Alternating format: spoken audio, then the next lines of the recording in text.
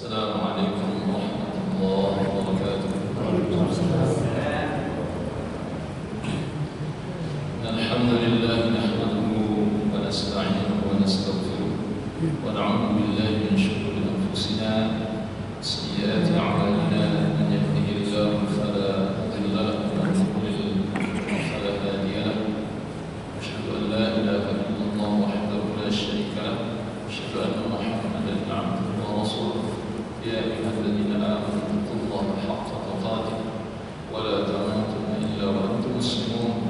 يا أيها الناس اتقوا ربكم الذي خلقكم من نفس واحدة وخلق منها زوجها وبث منهما رجالا كثيرا ونساء واتقوا الله الذي تساءلون به والأرحام إن الله كان عليكم رقيبا. يا أيها الذين آمنوا اتقوا الله وقولوا قولا سديدا يصلح لكم أعمالكم ويغفر لكم ذنوبكم ومن يطع الله ورسوله فقد فاز فوزا عظيما. أما بعد فإن أصدق الحديث كتاب الله وخير الهدي هدي محمد صلى الله عليه وسلم وشر الأمور محدثاتها وكل محدثة بدعة وكل بدعة ضلالة وكل ضلالة في النار. أيها الإخوة إخواني وأخواتي rahimani rahimakumullah jami'an. Kita bersyukur kehadirat Allah Subhanahu wa taala atas nikmat yang Allah berikan kepada kita sampai detik ini. Kita masih diberikan oleh Allah nikmat terbaik, ya, nikmat Islam dan nikmat iman yang membawa kita kepada apa yang dicintai oleh Allah Subhanahu wa taala, yakni kita masih menghambakan diri, masih beribadah, masih mentauhidkannya dan tidak berpaling darinya dan tidak menyekutukannya dengan yang lain. Alhamdulillah alladzi bi ni'matihi tatimmu shalihat. Salam dan salam kepada Nabi yang mulia Nabi Muhammad sallallahu alaihi wasallam. Semoga Allah senantiasa mencurahkan dan melimpahkan kepada beliau, keluarga beliau, para sahabat beliau radhiyallahu anhum ajma'in. Kaum muslimin wa bapak ibu rahimakumullah wa azakumullah. Malam ini kita akan membahas kelanjutan dari pembahasan sebelumnya, jadi perkara-perkara yang menyerumuskan seseorang kepada kesyirikannya. Nah, malam ini kita akan membahas taqdimul qurban wan nudhur, mempersembahkan kurban, nazar atau hadiah ke tempat-tempat yang diziarahi seperti kuburan, ya, dan yang lainnya, tempat-tempat yang diagungkan.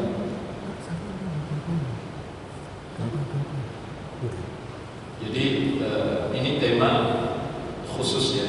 Sebenarnya sudah sempat disinggung sebelumnya, tapi beliau hafizahullah ta'ala masih membahas ini secara khusus. Apa hukumnya seseorang mempersembahkan kurban, nazar atau bentuk-bentuk ibadah lainnya ke tempat-tempat yang diziarahi, khususnya kuburan, ya, kuburan, dan mengagungkan tempat tersebut. Beliau, yakni Syekh Shalih Fauzan rahimahullah ta'ala, menjelaskan kembali tentang bagaimana peringatan keras dari Rasulullah SAW kepada kita agar kita tidak terjerumus kepada kesyirikan, utamanya terkait dengan sikap berlebih-lebihan terhadap orang-orang saleh. Jadi kalau sudah kaitannya ke tempat ziarah, kaitannya ke kuburan, itu biasanya kaitannya dengan orang yang ada dalam kuburan itu, kan? Orang yang diziarahi itu, baik yang masih hidup maupun yang sudah meninggal. Ya, utamanya yang sudah meninggal sebenarnya, karena kalau yang masih hidup, ya banyak juga sikap-sikap ulu yang ditampakkan Tetapi ketika seseorang itu sudah meninggal, maka sikap hulu yang ditampakkan oleh orang-orang bodoh, orang-orang jahil yang tidak mengerti dengan akidah tauhid, ini sungguh melampaui batas. Sikap-sikap yang tidak sewajarnya ditampakkan oleh mereka melampaui batas, bahkan melebihi dari apa yang ditunjukkan oleh orang-orang jahiliyah dulu, orang-orang musyrik kafir sebelum Rasulullah SAW.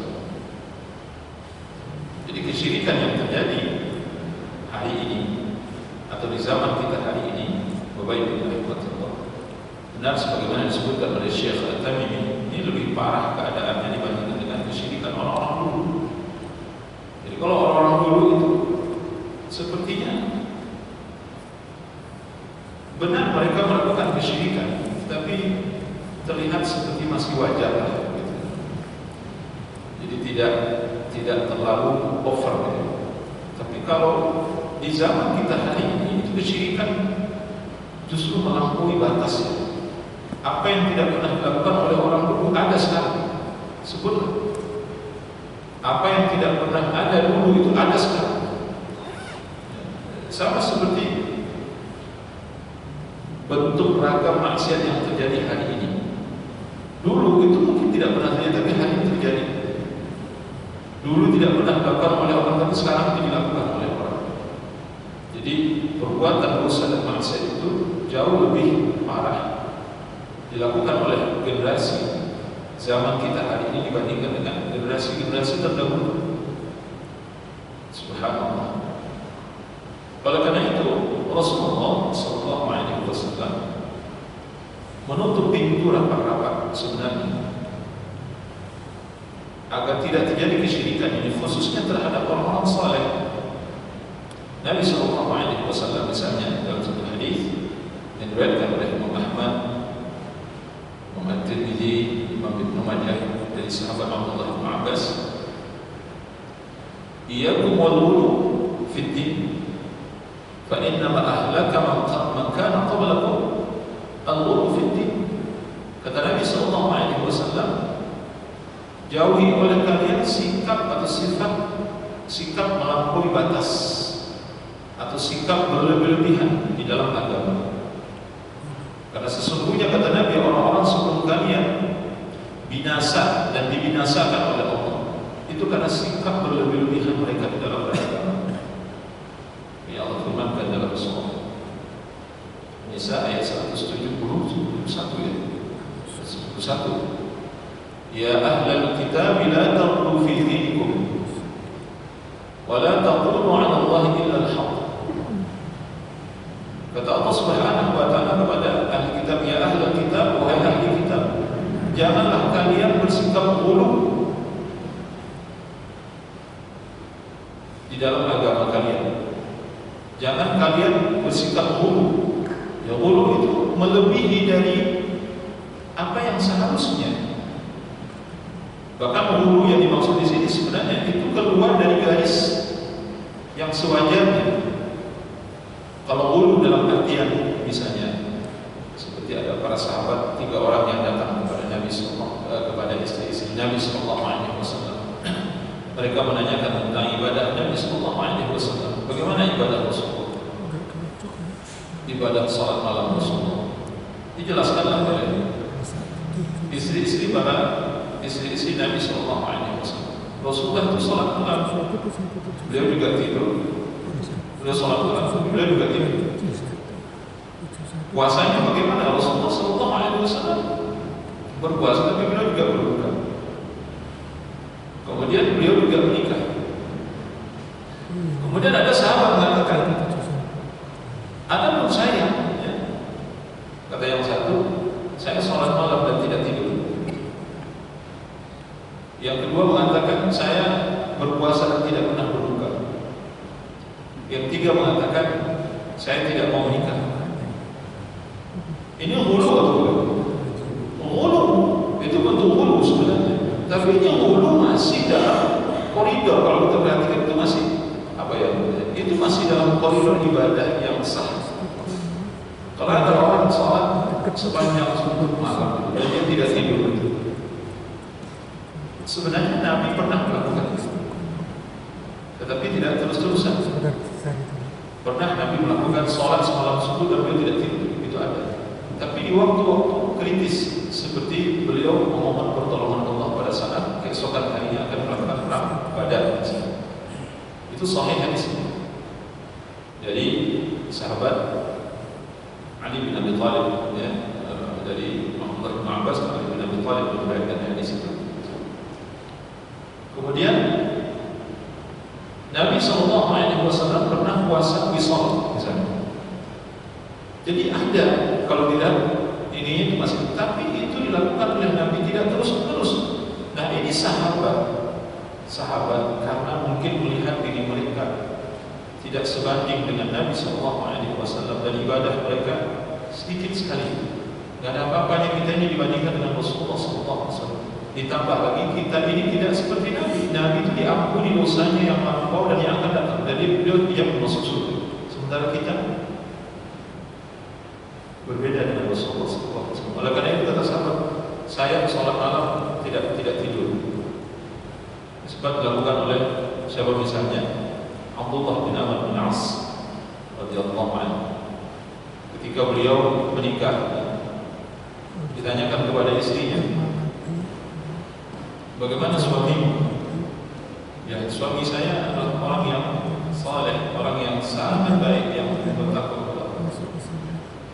Dia sholat setiap malam dan tidak pernah tidur dan tidak pernah menyingkap kain tirai ini untuk sekedar ingin tidur bersama aku juga tidak, kata istrinya.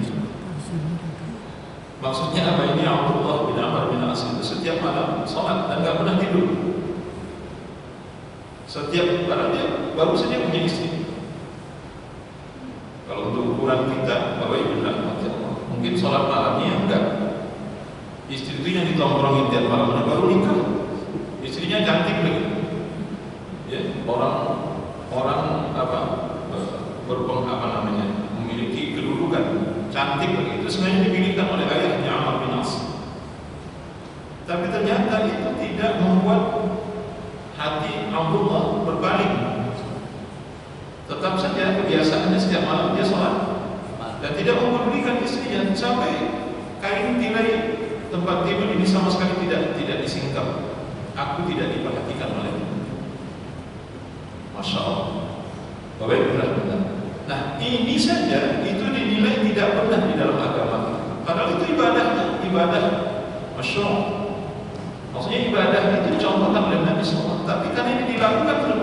Ini disebut dengan wudu itu penyimpangan. Apalagi kalau satu ibadah yang tidak pernah dilakukan kemudian dilakukan itu, ini kan sudah keluar dari koridor sebenarnya. Oleh karena itu Nabi SAW mewanti-wanti dan mengingatkan betul agar kita tidak terjerumus kepada sikap ghulu di dalam mengamalkan ajaran agama ini. Kemudian Nabi SAW mengaitkan umat terdahulu, maksudnya Yahudi dan Nasrani. Yahudi Nasrani menjadi rusak agama mereka itu karena sikap ghulu itu. Jadi bentuk binasa. Bapak benar, binasa maksudnya itu. Mereka binasa, dikutuk, dilaknat oleh Allah sehingga ibadah mereka rusak, akidah mereka rusak. Itu bentuk kebinasaan yang paling besar. Akhlak mereka rusak, muamalah mereka rusak. Banyak sekali ayat dalam Al-Quran itu yang menjelaskan tentang Yahudi Nasrani itu dikutuk oleh Allah karena apa? Karena sikap melampaui batas mereka. Nabi juga mengingatkan dalam hadis yang sahih, la tatruni kama atrat an-nasara ibn Maryam, innama ana 'abdullah, innama ana 'abdun faqulu 'abdullah wa rasuluh. Nabi SAW bersabda, jangan kalian berlebihan di dalam memujiku, kata Rasulullah. Sebagaimana orang-orang Nasrani telah berlebihan di dalam memuji Isa Ibnu Maryam. Aku ini hanyalah seorang hamba. Maka kalau kalian ingin memanggilku, kata Nabi, panggillah Abdullah atau Rasulullah. Inilah panggilan paling mulia untuk diri Nabi sallallahu alaihi wasallam.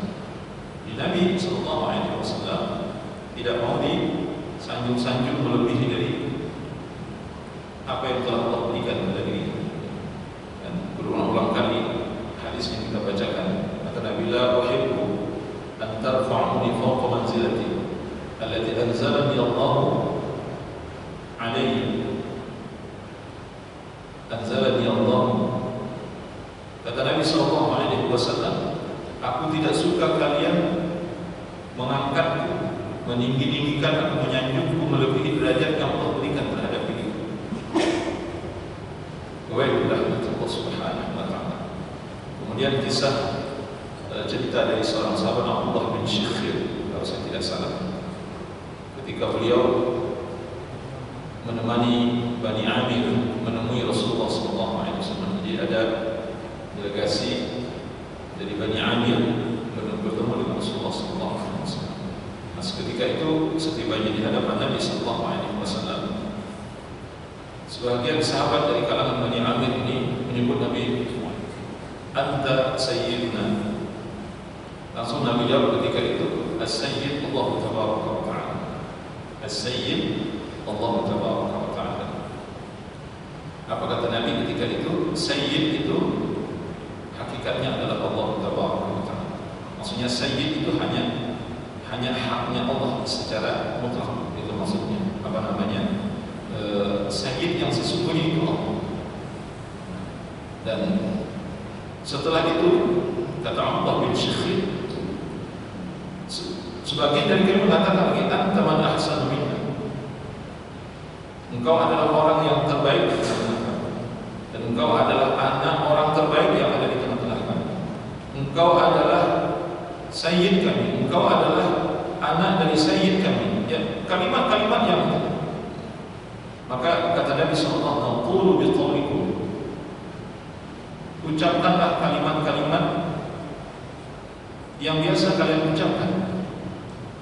Maksudnya jangan mengucapkan kalimat-kalimat yang aneh-aneh terhadap dirimu, kata Nabi sallallahu alaihi wasallam. Sebenarnya kalimat yang diucapkan oleh sahabat itu masih wajar sebenarnya, tidaklah melampaui batas juga sebenarnya. Tetapi Nabi melihat ada gelagat tidak baik di balik itu. Ini bisa nanti jatuh kepada ghulu. Sehingga Nabi sallallahu alaihi wasallam mengatakan, la yastajriyannakum syaitan. Jangan kalian sampai diseret-seret oleh syaitan. Jangan sampai kalian diseret-seret oleh syaitan. Maksudnya nanti ini awalnya itu seperti wajar saja, tapi kemudian lama-kelamaan ini menjadi berlarut-larut. Wa'ilullah Allah. Dan Masya Allah, ini antisipasi dari Nabi sallallahu alaihi wasallam. Dan benar, Nabi tidak pernah disanjung, dipuji berlebih-lebihan melampaui batas sebagaimana dilakukan oleh orang-orang Yahudi Nasrani terhadap para nabi mereka. Alhamdulillah tidak pernah terjadi, baik di masa hidup beliau maupun setelah beliau wafat. Masya Allah. Itu bedanya Rasulullah dengan para nabi terdahulu. Nabi terdahulu itu menjadi Tuhan bagi mereka. Rasulullah SAW tidak. Karena Rasulullah SAW sangat protektif terhadap hal yang seperti itu. Nabi sudah membayangkan ini, kalau dibiarkan oleh Nabi ini akan berlarut-larut. Makanya Nabi sangat tegas melarang. Kemudian dalam hal yang lain misalnya, jadi seorang tabi'in yang bernama Abu Al-Hayyaj Al-Asadi rahimahullah ta'ala berkata, Ali bin Abi Thalib berkata kepada aku, ala ab'atsuka ala ma ba'athani alaihi Rasulullah sallallahu alaihi wasallam, alla tad'a timthalan illa tamastah wa la qabran mushrifan illa sawaitah. Dalam hadis yang diriwayatkan oleh Imam Muslim, Rasulullah Abu Hayyaj Al-Asadi beliau berkata, Ali radhiyallahu anhu pernah berkata kepadaku dan mengutusku, maukah kamu aku utus untuk satu perkara sebagaimana dulu Rasulullah SAW pernah mengutusku, yaitu janganlah engkau tinggalkan patung-patung, melainkan engkau hancurkan patung itu. ada melihat patung berhala, jangan sisakan satu, hancurkan semua. Illa tamaska wala qabran musyrifan, dan jangan engkau biarkan ada satu kuburan pun yang ditinggikan, melainkan kau harus ratakan kuburan itu. Itu untuk apa maksudnya? Mengantisipasi maksudnya, supaya tidak ada sikap ulu terhadap orang-orang yang mati yang dikuburkan dengan kuburan mereka. Bapak Ibu Allah Subhanahu wa taala. Sehingga tidak boleh ada kuburan yang ditinggikan. Kayak disebutkan tidak boleh lebih dari selingkar. Orang ulama sepakat itu boleh dari selingkar, dan itu pun di bagian di bagian kepalanya saja, itu maksudnya seperti untuk tanda saja. Nah, kalau sekarang itu sudah diinikan dengan batu, ya sudah selesai dengan batu saja. Jadi tidak perlu ada tembok, tidak perlu ada sesuatu itu.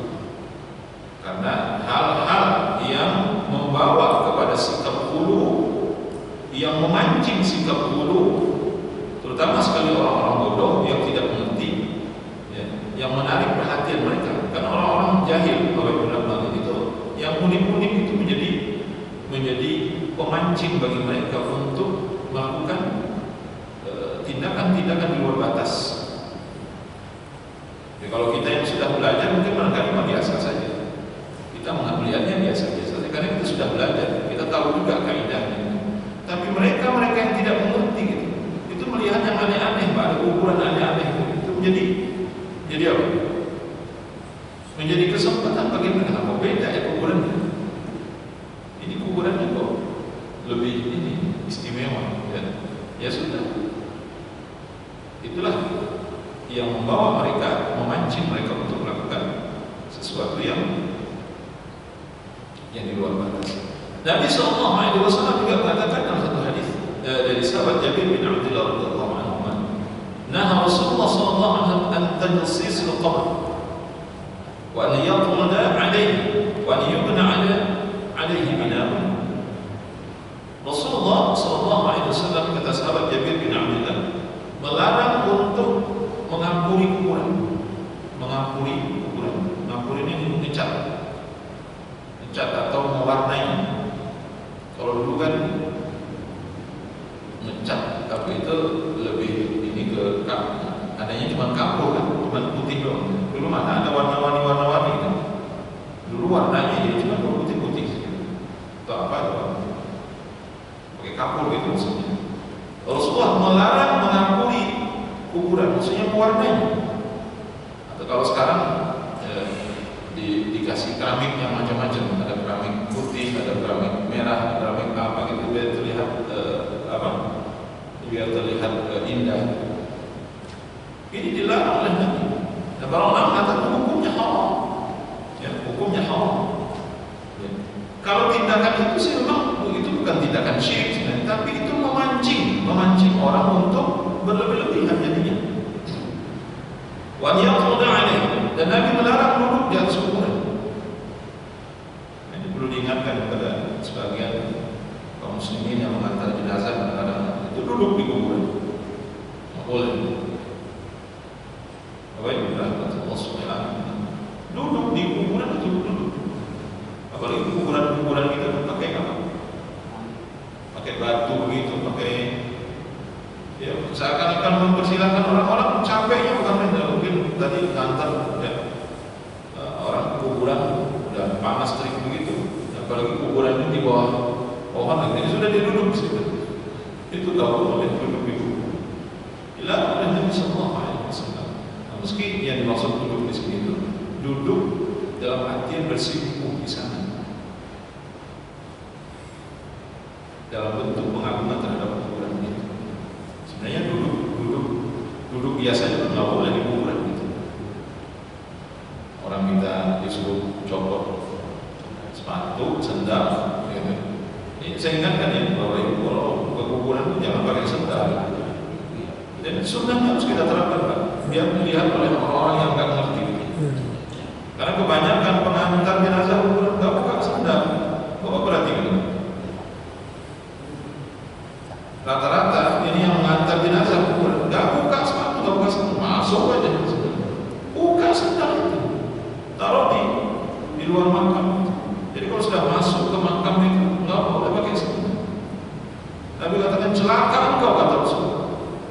Ada seseorang yang pakai sendal, dibilang celaka oleh Nabi Sallallahu Alaihi Wasallam. Ini sunnah. Ya kalau bukan kita mengamalkan, siapa lagi? Ditunggu orang yang nggak ngerti mengamalkan, nggak mungkin. Kita yang harus tunjukkan. Jadi mereka nanya, Pak, Bapak buka sendal? Iya, Rasulullah suruh buka sendal. Ya mereka paham. Jadi kalau kita yang paham ini masih pakai sendal situ ya. Orang yang nggak paham itu lebih merasa leluasa lagi. Wa ayyuna alaihi bina'un, dan Nabi sallallahu alaihi wasallam melarang membangun kuburan atau membuat bangunan di dekat kuburan. Apa ke bangunannya? Ya, kalau sekarang kan itu di musola atau sengaja ada tempat orang supaya bisa duduk di situ di hadapan kuburan itu. Kalau di kuburan wali ya, saya alhamdulillah sampai sekarang belum pernah ziarah ke kuburan wali, saya tidak tahu. Tetapi saya melihat di YouTube itu betul-betul disediakan ada tempat orang duduk khusus di situ. Ya, betul atau tidak? Siapa yang Bapak sudah pernah ke makam wali? Kalau di brosurnya yang bukan, Bapak sendiri sudah pernah ke makam wali Songo gitu? Dulu zaman jahiliyah di Cirebon ini pernah. Iya. Nah itu kan ada bangunan khusus gitu Pak. Jadi kan orang betul-betul dikhususkan gitu. Ini orang berziarah duduk di sini gitu kan. Karena makam orang besar gitu maksudnya. Ini orang mulia, orang suci, makam wali gitu. Sehingga dikhususkan. Nggak boleh. Tidak dibenarkan. Makanya di dalam surah Al-Kahfi, Bapak bilang itu ayat berapa? Saya lupa. Setelah Ashabul Kahfi itu diwafarkan kembali oleh Allah Subhanahu wa Ta'ala, apa kata orang-orang pada saat itu? Mereka ingin membuat bangunan apa? Ingin buat museum. Bapak bilang Allah Subhanahu wa Ta'ala itu Allah sebutkan di dalam surah Al-Kahfi. Nah jadi begitulah keadaan orang-orang sebelum kita, orang Yahudi Nasrani itu begitu. Jadi kalau ada yang dianggap suci, dianggap wali, sudah. Ini kesempatan bagi mereka untuk membuat ajaran baru, untuk membuat ibadah baru di sana. Nah, maka Nabi Sallallahu Alaihi Wasallam antisipasi. Ini tindakan preventif, masya Allah, luar biasa. Jadi sedetail ini Nabi SAW, sehingga nggak boleh ada kuburan. Maka kita lihat kalau Bapak Ibu pergi ke Aqi, pergi ke Ma'la, pergi ke Uhud, adakah kuburan yang dihiasi? Adakah kuburan yang ditekoki? Adakah kuburan yang dikasih keramik? Adakah kuburan yang yang ditinggikan? Tidak ada. Padahal tahukah kita? Di sana ada kuburan Hamzah, ada kuburan Mus'ab bin Umair, ada kuburan Abu Dujana, sahabat-sahabat mulia itu meninggal di ada kuburan Abdullah bin Haram. Ini sahabat-sahabat mulia yang mati di medan perang, bukan orang biasa yang berjasa besar membela Rasulullah SAW. Kalau dibandingkan dengan wali-wali kita, tidak ada apa-apanya. Di Baqi, Bapak Ibu, itu kuburan siapa di situ? Kuburan anak-anak Nabi Sallallahu Alaihi Wasallam, kuburan para istri Nabi Sallallahu Alaihi Wasallam, dan kuburan para sahabat. Itu bukan kuburan manusia biasa. Tapi Bapak Ibu nggak akan nemu di situ ada kuburan yang istimewa. Tak ada satu kubur yang istimewa. Tidak. Paling batu, ya batu sebesar ini atau lebih besar dari dalam satu. Kalau Bapak Ibu nanya mana kuburan Aisyah, nggak tahu. Mana kuburan Fatimah, nggak tahu. Kalau tahu, waduh, itu jadi pasti itu disembah itu. Utama sekali orang-orang yang tidak bisa mengendalikan diri. Wa'ibullah Allah Subhanahu wa Ta'ala. Dan Nabi Sallallahu Alaihi Wasallam juga dalam satu hadis, Aisyah radhiyallahu anha menceritakan ketika Nabi Sallallahu Alaihi Wasallam mengalami sakit di mana beliau tidak lama sesudah itu diwafatkan oleh Allah Subhanahu wa taala. Sakit itu sangat berat. Nabi sallallahu alaihi wasallam, kata Aisyah radhiyallahu anha, beliau menutup kain wajah beliau. Lalu beliau membuka kain tersebut. Tutup wajahnya. Beliau membuka kain. Tatkala merasa menyesakkan nafasnya, kemudian beliau buka lagi kain itu. Jadi buka tutup. Dan ketika itu beliau bersabda, kata Aisyah, la'natullahi 'ala al-yahudi wal nasara ittakhadhu qubur anbiya'ihim masajid. Semoga Allah mengutuk melaknat orang-orang Yahudi dan orang-orang Nasrani karena mereka telah menjadikan kuburan para nabi mereka sebagai masjid, sebagai tempat sujud. Jadi kalau dikumpulkan semua riwayat di mana Nabi Shallallahu Alaihi Wasallam sejak dari perkara-perkara kecil tadi seperti mengampuri, meninggikan kuburan, membuat bangunan di kuburan, itu kan mungkin perkara-perkara yang belum. Kalau ini sudah jelas buat menjadikan kuburan itu sebagai tempat sujud, betul-betul di kuburan. Kemudian Bapak Ibu lihat saja bagaimana di Iran misalnya, di Iran itu kuburan-kuburan para imam-imam mereka itu disembah oleh mereka. Di sana ada tempat sholat khusus, tempat rukuk dan sujud, ada tempat tawaf khusus. Bapak-ibu Allah Subhanahu wa taala. Jadi kalau ingin melihat ajaran Yahudi dan Nasrani dalam di tengah-tengah umat Islam ini, lihatlah di Syiah, Syiah. Tapi setelah mereka menyadur dan menjiplak hampir seluruh, bahkan melebihi dari ajaran Yahudi dan Nasrani, sejak saat itu juga Syiah itu bukan lagi bagian dari Islam, bukan lagi bagian dari Islam. Wabillahi Allah Subhanahu wa taala. Kita tidak tahu apa yang dilakukan oleh mereka kepada makamnya Husain, ya, makam Husain yang ada di Karbala. Subhanallah, Maha Suci Allah. Itu puncaknya dan itu yang paling besar. Karena mereka menjadikan makam ini sebagai tempat suci, ya. Tanah suci, tanah Karbala itu tanah suci, makamnya makam suci. Siapa yang berkunjung ke sana itu nilainya sama seperti menunaikan ibadah haji. Itu ada dalam kitab-kitab mereka, dalam kitabnya para imam-imam Syiah. Bapak Ibu yang dimuliakan Allah Subhanahu wa taala. Kemudian dalam hadis yang lain, hadis yang barusan ini diriwayatkan oleh Imam Bukhari Muslim. Dalam hadis yang lain, Nabi sallallahu alaihi wasallam berkata, "Inna wa inna man kana qablakum kanu yattakhiduna qubur anbiya'ihim masajid. Ala fala tattakhidu al-qubur masajid, fa inni anhaakum an dzalik." Nabi sallallahu alaihi wasallam mengatakan, ketahuilah sesungguhnya umat-umat sebelum kamu telah menjadikan kuburan nabi-nabi mereka sebagai tempat ibadah. Ketahuilah janganlah kamu sekalian menjadikan kuburan sebagai tempat ibadah, kata Nabi, karena sesungguhnya aku melarang kalian dari melakukan itu. Inni anhaakum an dzalik. Aku benar-benar melarang kalian untuk melakukan itu. Bapak-ibu Allah Subhanahu wa taala.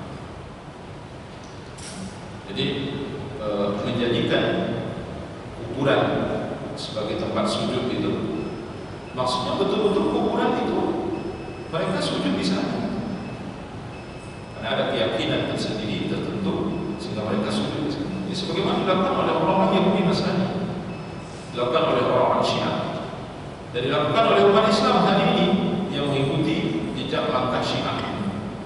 Saya selalu mengatakan bahwa kerusakan akidah kita umat Islam ini itu kontribusi terbesar dilakukan orang Syiah.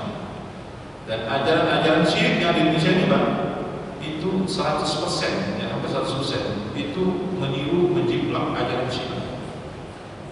Allah Maha. Nanti kita diskusi